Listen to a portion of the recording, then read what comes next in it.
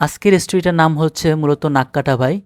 তো এই গল্পটার নাম কিভাবে নাককাটা ভাই হলো সেটা আমরা আস্তে ধীরে দেখব। তো গল্পের শুরুতেই দুই ভাই তার বাবা মার সাথে একটি গ্রামে সুখে শান্তিতে বাস করতেছিল এবং পরবর্তীতে বড় ভাইকে বিয়ে করানো হয়। তো দুই ভাই যখন গ্রামে ছিল, হঠাৎ একদিন তাদের বাবা মা মারা যায় এবং বড় ভাই এবং তার ওয়াইফ মানে স্ত্রী ছোট ভাইকে বাসা থেকে বের করে দেয় এবং ছোট ভাই মনের কষ্টে জঙ্গলে জঙ্গলে ঘুরতে থাকে এবং শেষে জঙ্গলের মধ্যে গাছপালা দিয়ে একটি ছোট কুঁড়ে ঘরের মতো তৈরি করে সেখানে থাকতে শুরু করে। তো ছোট ভাই আর কি জীবনযাপনের জন্য ছোটখাটো যা কাজ পেত তাই করত। মাঝে মধ্যে খিদে পেলে জঙ্গলের খাবার দাবার বা ফলমূল যা পেত আর কি তা দিয়ে আর কি দিনকাল চলতো। তো একদিন সে একটি দোকানের সামনে যায়। তো দোকানের মালিক বলে যে ওই যে দূরে একটা পাহাড় দেখা যাচ্ছে না, ওই পাহাড়ের চূড়ায় একটা বাড়ি আছে। তো তুমি যদি এই মিষ্টির হাঁড়িটা ওই বাড়িতে পৌঁছে দাও তাহলে আমি তোমাকে 50 টাকা দিব। তো ছোট ভাই তো খুশি হয়ে যায়, তো বলছে আচ্ছা। তো আর কি ও মিষ্টির হাঁড়ি নিয়ে রওনা রওনা দেয়। তো যখন ও পাহাড়ে উঠতেছিল, পাহাড় ছিল অনেক অনেক লম্বা, মানে অনেক উঁচু। তো মাঝপথে হঠাৎ করে প্রচণ্ড বৃষ্টি শুরু হয় এবং বৃষ্টির কারণে পুরো পাহাড় ভিজে যায় এবং মাঝপথে ছোট ভাই পিছলে যাওয়ার কারণে পাহাড় থেকে পড়ে অজ্ঞান হয়ে পড়ে। ধীরে ধীরে সন্ধ্যা হয়ে যায় এবং ভূতেরা ওই পাহাড় দিয়ে চলাচল শুরু করে। হঠাৎ দেখতে পায় ওরা একটা মানুষ পড়ে আছে। তো ওরা সবাই মানুষটার চারিদিকে জড়ো হয় দেখার জন্য। তো একজন হাত দিয়ে মানুষটার গায়ে টাচ করে আর কি। টাচ করার পর দেখতে পায় যে আঠা আঠা। পরে জিহ্বায় লাগিয়ে দেখে মিষ্টি লাগে। তো পরে আরো একজন এরম করে দেখে যে না আসলেই তো মিষ্টি লাগতেছে। তো ওরা বুঝতে পারে এটা হচ্ছে একটা মিষ্টি মানব।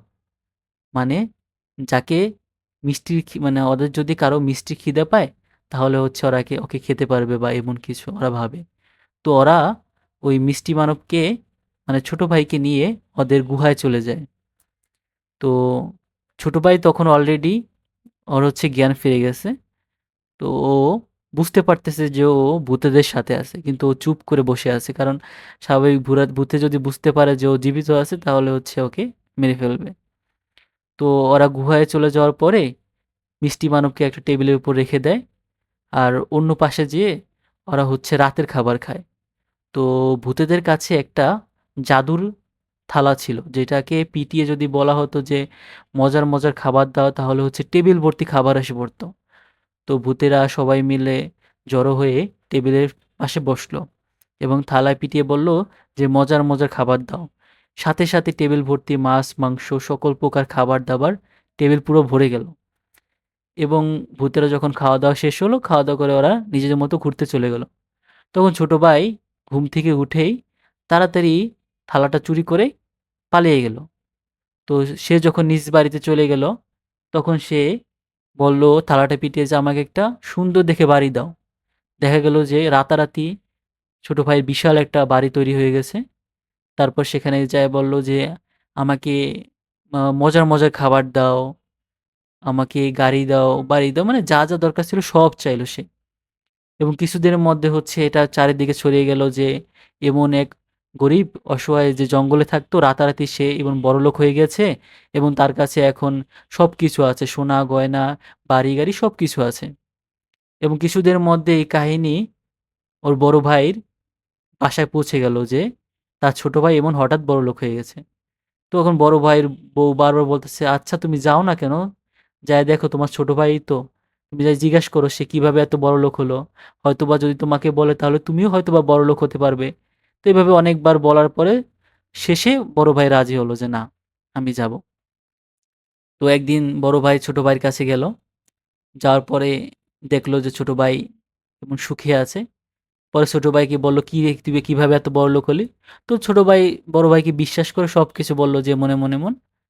তো ছোট ভাই বলল, "তুমি চাইলে আমি এই থালাটা তোমাকে দিতে পারি।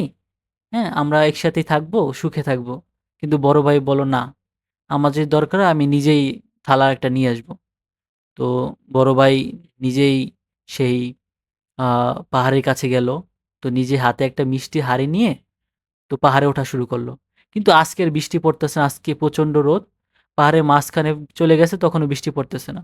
তো বড় ভাই ইচ্ছা করে পাহাড় থেকে গড়িয়ে পড়ল এবং সে আগের মতোই নিচে পড়ে সে অজ্ঞান হয়ে গেল।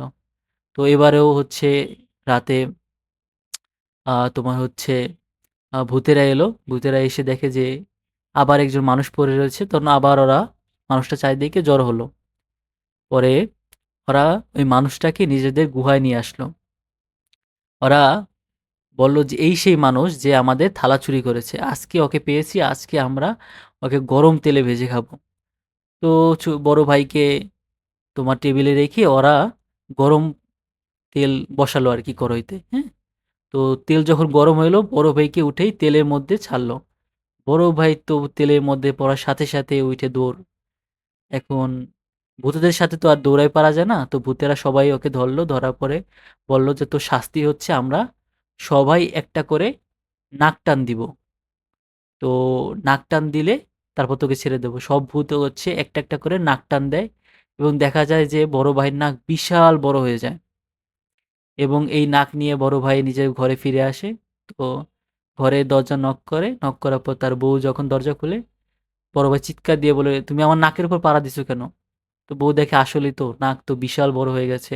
একদম পা পর্যন্ত চলে আসছে। তো বড় ভাই আ সব কাহিনী বলল। তো তার বউ বলল, "আচ্ছা তুমি একটা কাজ করো, তোমার ছোট ভাইয়ের কাছে যাও। ও তোমাকে নিশ্চয়ই সাহায্য করবে তোমার এই অবস্থা দেখে।" তো বড় ভাই আবার ছোট ভাইয়ের কাছে গেল। ছোট ভাই বুদ্ধি করে সেই ভূতের গুহায় সে তো একবার গেছে তো আবার সেখানে গেল। তো যখন ভূতের গুহায় গেল তখন ভূতেরা খাওয়া-দাওয়া করতেছে।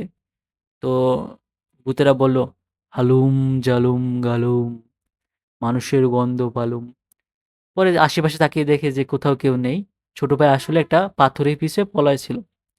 তো ভূতেরা যখন কথা বলতেছিল বলছে, "ভালো হইছে, এইবার ওকে উচিত শিক্ষা দিছি।" আর ও তো জানেও না যে থাল পিটিয়ে যদি বলে যে, "নাক ছোট হ, নাক ছোট হ" তাহলে নাক ছোট হয়ে যায়। ও তো এটা জানেও না। তো এইবার তো আর ঠিকও করতে পারবে না। তো এইসব বলার পরে ভূতেরা চলে গেল। ছোট ভাই এটা শোনার পরে বাড়িতে চলে আসলো।